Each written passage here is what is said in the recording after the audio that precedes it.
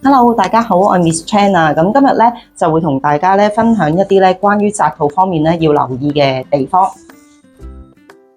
好，咁平時咧我哋紮肚嘅時候啦，咁可以留意翻起結嘅位置咧，咁盡量咧都要喺子宮嘅對落位置嘅，即係話咧，如果你起結嘅位置咧喺腹股溝啊，或者係子宮以上嘅位置咧，咁有機會咧就會造成咧子宮下壓嘅問題嘅。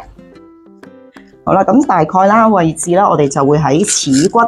掃過嚟大腿中線呢一個位置嘅。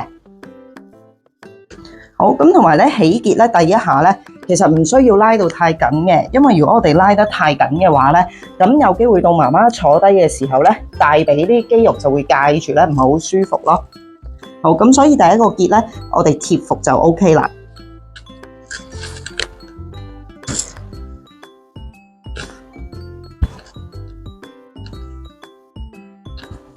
好，咁跟住啦，如果係第一個結咧，驚走位嘅話咧，你可以叫媽媽咧，麻煩你唔該幫我用呢隻手咧撳一撳住個結啦，係啦。咁 pat pat 位置唔好低過臀位線就 OK 噶啦。